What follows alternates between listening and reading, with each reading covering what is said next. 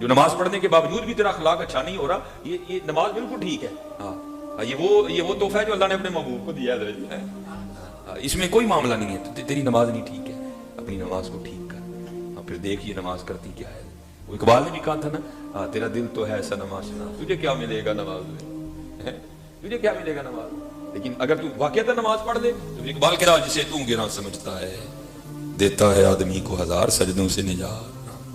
وہ ایک اللہ کو نہیں نہ کر رہے، پتہ نہیں کہاں کا کرنے پڑ رہے ہیں، ایک اس کو کر لیا ہوتا تو بڑوں سے جان چھوٹ جاتی، جنہوں نے اس کو کر لیا اور محبوب کریم علیہ السلام کے قدموں پہ اپنا سر رکھ دیا، انہوں نے بادشاہیاں کی ہیں۔ حضرت سالم بن عبداللہ، کچھ کو چھوٹا نام نہیں ہے، بہت بڑا نام ہے حضرت، آپ امیر المومنین حضرت سیدنا عمر بن خطاب کے پوتے ہیں حضرت سالم بن عبداللہ، اور انفیوں کے جو امام ہیں ان کے استاد بھی بنتے ہیں، دادا استاد امام حماد کے آپ استاد ہیں حضرت امام سالم۔ وہ لکھا ہے کہ حضرت نا وہ طواف بیت اللہ کر رہے تھے، تو جیسے اب پروٹوکول چل نکلا ہے نا، تو یہ اب نہیں ہے، پیچھے سے چلا آ رہا ہے، ہم ایسی محفلوں میں جانا ہوتا ہے، بس اللہ کی پناہ ہے۔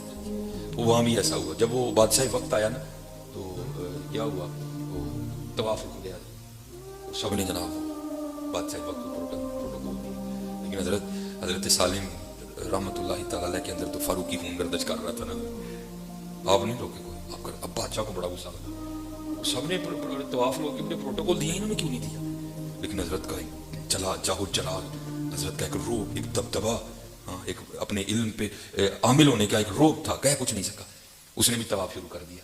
اب طواف کرتے کرتے سوچ رہا ہے یار کی کریے، حضرت سالم بھی جڑے بھی میرے مننا لے چاہتے، تو جو ان کا سب سے بڑا داؤ یہی ہوتا ہے، ان کا سب سے بڑا داؤ یہی ہوتا ہے، وہ جناب وہ طواف کرتا کرتا آپ کے قریب آ گئے اور کہتا ہے حضرت وہ سب نے طواف چھوڑ کے مجھے پروٹوکول دیا، آپ نے نہیں دیا، آپ اسی طرح ماویت کی کیفیت میں طواف کرتے، میں بڑا خوش ہوں، بادشاہ وقت ہوں، بتائیں کیا مانگتی ہیں، سبحان اللہ، وہ ایک سجدہ جسے تم گرا سمجھ، ایسے کیا ذرا آپ کا رنگ سرخ ہو گیا غیرت کی وجہ سے، آپ نے فرمایا بادشاہ تجھے شرم نہیں آتی، مجھے اللہ کے گھر میں کھڑا کر کے دعوت گناہ دیتا ہے؟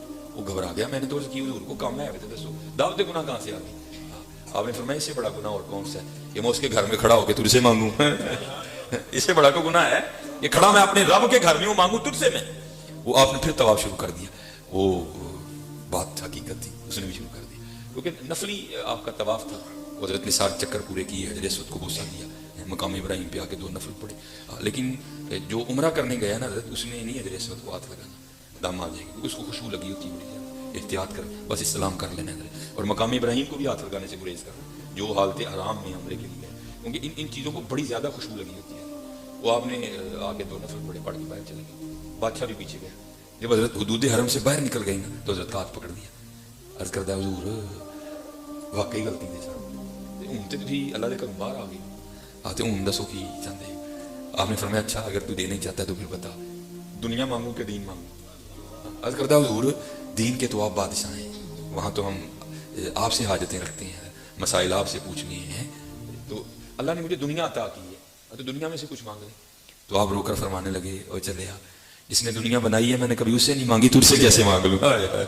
وہ ایک سجدہ جسے تم گراں سمجھتا ہے دیتا ہے آدمی کو ہزار سجدوں سے نجات۔ کر کے تو دیکھو یار، کر کے ہم ساری نہیں رکھتے سجدے میں، رکھتے بعد میں اٹھا پہلے لیتے ہیں، کبھی سبحان ربی اللہ کو خود پہ تاری تو کرو یار، کیا میرا رب اعلیٰ، سمع اللہ لمن حمدہ، تاری تو کرو کبھی خود، کبھی اس کے مفہوم کو سمجھو تو ربنا لک الحمد کثیرا، ربنا لک الحمد کثیرا طیبا مبارکا فی، کبھی تاری تو کرو اس کو، التحیات للہ والصلوات والطیبات، کبھی تاری تو کرو اس کو، کبھی ذرا محبوب کا تصور کر کے کہو السلام علیکہ ایھا النبی ورحمۃ اللہ وبرکاتہ، تصور تو کرو ذرا، تیرا دل تو ہے صنم آشنا، تجھے کیا ملے گا نماز سے، اس لیے میرے دوستو محنت کرو، خود کو بدلو، تبدیل کرو، کیونکہ بات ایک ہی ہے، اتنے عملاں دے ہونے نہیں نویڑے، کسی نے تیری ذات پوچھنی، انہوں نے نہیں پوچھنا دس تو پی ٹی آئی دا کہ نون لیگ دا، نو نو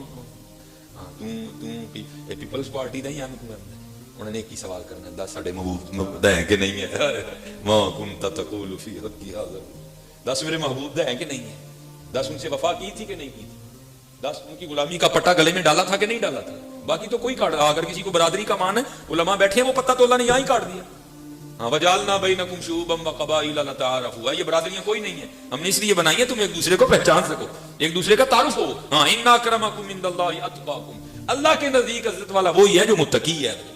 ہاں اس کا کوئی مان نہ کرے اتنے عملاں دے ہونے نہیں نبیڑے کسی نہیں تیری ذات کسے. اور جی پتہ نہیں اب سینوں میں دل نہیں ہے، پتھر اللہ پتھروں کے لیے بھی قرآن کریم میں آیا ہے کہ پتھر بھی روتے ہیں. وَإِنَّ مِنَ الْحِجَارَةِ لَمَا يَتَفَجَّرُ مِنْهُ الْأَنْهَارُ، ہاں پتھر بھی روتے ہیں حضرت. پتہ نہیں میں اب اس دل کو میں کیا نام دوں، میں پتھر بھی نہیں اس کو کہہ سکتا کیونکہ پتھر بھی روتے ہیں حضرت. پتہ نہیں ہمیں کیا ہو گیا. میں نے اس دن اپنے شہر سیالکوٹ میں ایک جنازہ پڑھانا تھا عصر کی نماز کے بعد، تو میں نے کہا یار عصر ادھر جا پڑھتے ہیں. میں عصر ادھر پڑھی تو ساتھ ہی جنازہ گاہ تھی وہاں کے کھڑا.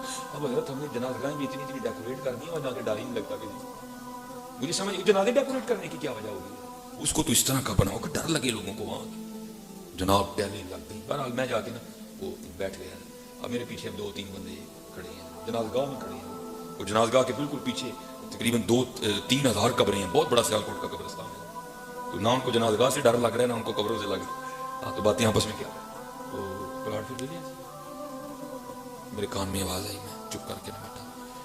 جب کافی وقت گزرے میں پھر اٹھ کے کھڑا ہی. میں یار ڈر خوف نہیں ہے. ہاں لیکن پتہ نہیں ان کو ہو کیا گیا. یہ لکھا ہے باقاعدہ حضرت فاروق اعظم رضی اللہ تعالیٰ عنہ کی خدمت میں ایک بندہ حاضر ہوا، امیر المومنین میں ان کو نصیحت کرو. آپ نے فرمایا تیرے خاندان میں کوئی انتقال ہوا؟ عرض کردہ حضور تھوڑے دن ہی گزرے ہیں میرے چچا کا انتقال ہو گیا. فرمایا پھر تیرے تو نصیحت کی لوڑ ہے. ہمارا حال کیا جنازگاہ میں بھی کھڑے ہو کے پلاٹوں کی باتیں کرتے ہیں. او بابا پلاٹ نہ لے جنے کیا کر دے گا، چاٹ دے گا پلاٹ. اور میں بس یہ پھر انشاءاللہ کبھی اللہ نے رہا، کیونکہ بس وہ راستے میں رش تھا معاملہ، لیکن میں نے کہا نہیں یار چلو ٹائم لیا ہے. ہماری کوشش ہوتی ہے کہ کوئی اس طرح کا معاملہ نہ ہو، لیکن بن جائے تو پھر اللہ کی مرضی ہوتی ہے. پھر میں نے ان کو کہا کیونکہ ادھر لاہور انہوں نے مجھے کہا کہ 9:30 آپ کا بیان ہے، اب تقریباً ہمیں گھنٹہ آگے لگتے جاتے ہوئے بھی لگنا. تو میں نے کہا نہیں پھر آپ سب کو کہیں کہ آپ رکیں، میں انشاءاللہ شاید نہیں پڑھوں گا تو پھر میں بیان کر کے جاؤں گا. اب یہ سن لو حضرت، اگر ہم نے اللہ کے رسول کو راضی نہ کیا تو یہ ہمارے پلاٹ ہمارے ساتھ کرنے والے کیا آئیں گے. یہ لکھا ہے بنی اسرائیل میں نا زمین کی وجہ سے 2 لوگوں میں تنازع ہو گیا. ایک وہ تھا جو کہتا تھا میری ہے، ایک اور اٹھا اس نے کہہ دیا نہیں جی میری ہے. اب دلیلیں تو جھوٹے کے پاس بھی بڑی ہوتی ہیں نا، ہوتی وہ جھوٹی ہیں لیکن دلیلیں اس میں بھی بڑی کھڑی ہوتی ہیں. وہ بھی کہ نہیں جی اس کے دادے نے میرے دادے سے چینی تھی، یہ تھا وہ تھا اس طرح. وہ بڑے بزرگ بیٹھے لیکن ان سے فیصلہ نہیں ہوا. آخر بات ختم ہوئی بھائی ہمیں اللہ کے نبی حضرت موسیٰ علیہ السلام موجود ہے، چلو چل کے ان سے فیصلہ کرواتے ہیں. ان کا فیصلہ کون ہے جو نہ مانے؟ وہ اللہ کے نبی ہیں. وہ سارے آ گئے. آخر کی حضور زمین کا ایک ٹکڑا ہے، یہ کہتا ہے میرا ہے، یہ کہتا ہے میرا ہے، ہم سے فیصلہ نہیں ہوا، آپ کی بارگاہ میں حاضر ہوں ذرا فیصلہ فرمائیں. کچھ ہوتے ہیں نا بہتے سیانے، اور ان کو نہیں پتا کہ بڑے لوگوں کی مجلس کے کیا آداب ہیں. وہاں بھی یہ کیسے حضرت موسیٰ علیہ السلام کو کہتا ہے حضرت اس طرح کریں ان کی اکیلے بات سنیں، آپ کو پتہ چل جائے گا سچا کون ہے جھوٹا کون. حضرت موسیٰ علیہ السلام جلال میں آ گئے. آپ نے فرمایا میں اللہ کا نبی ہوں، غیب کی خبریں دینے والا.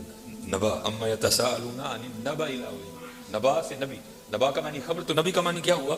غیب کی خبریں دینے والا. آپ نے فرمایا میں نبی ہوں، مجھے ان سے پوچھنے کی ضرورت نہیں ہے، مجھے تو اللہ نے اتنی طاقت دے رکھی ہے میں زمین سے پوچھ لوں گا بتا تو کس کی ہے. لکھا ہے حضرت سب کو لے کے گئے، وہ زمین کی نشاندہی کی گئی. حضرت اس پہ کھڑے ہوئے اور زمین کو مخاطب کر کے فرمانے لگے یہ زید دعویٰ کرتا ہے تو میری ہے، یہ بکر دعویٰ کرتا ہے تو میری ہے. اللہ کے نبی حضرت موسیٰ علیہ السلام تجھے حکم دیتے ہیں اب تو بتا تو دونوں میں سے کس کی ہے. تفسیر میں لکھا ہے زمین بول اٹھی. ہاں اور یہ نبیوں کی شان ہے کہ زمین سے باتیں بھی کرتی ہے، یہ نبیوں کی شان ہے.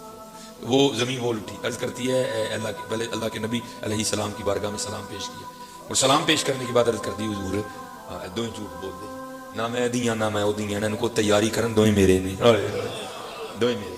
ہاں ہم ساری زندگی زمین کھیلتے رہتے ہیں، لیکن ہوتا کیا ہے زمین وہاں پہ رہتی ہے، ہم اس زمین میں چلے جاتے ہیں، ہم اس زمین میں چلے. ہاں بھائی جی سارے نہ لیں گے ہوں گے. اس لیے میں یہ نہیں کہتا کہ زمین نہیں ہونی چاہیے، لیکن حضرت جی لو اپنے اللہ سے لگی ہونی چاہیے، لو نبی علیہ السلام سے لگی ہونی چاہیے. زمین کو خدا نہ بناؤ، پیسے کو